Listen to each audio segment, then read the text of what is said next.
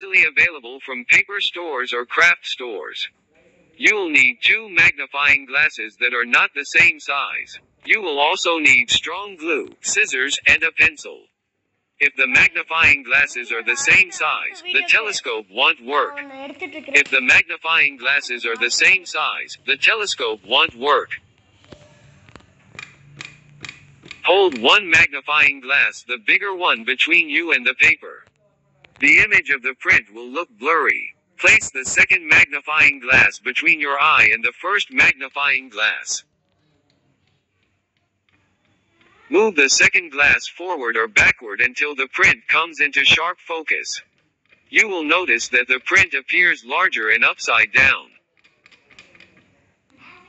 Wrap the paper around one of the magnifying glasses. Mark the diameter on the paper with the pencil. Make sure that it is pulled tight. Measure along the edge of the paper from the first mark. You will need to measure about 1.5 inches from the mark. This will create the extra length to glue around the magnifying glass. Cut down the marked line on the paper to the other side.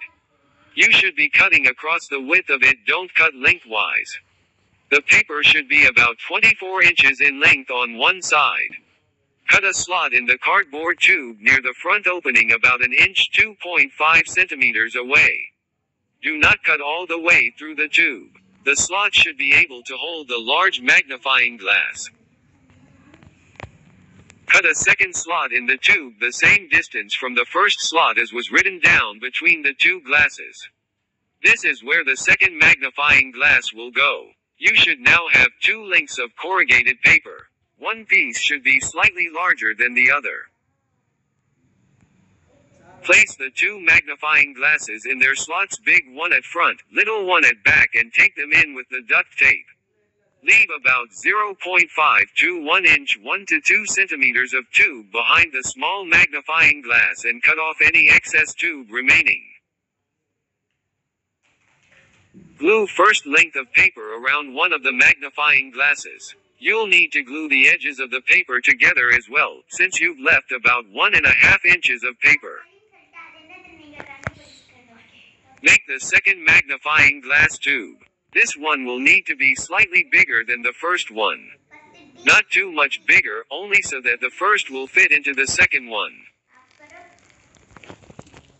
Slot the first tube into the second. You can now use this telescope for looking at things farther away, although it will be difficult to view the stars clearly.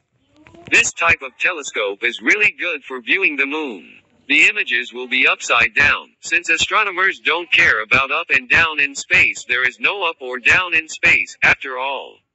If you wish to align the image with gravity, you can use two prisms aligned in an N shape to correct the image, but you will have to reposition the lenses.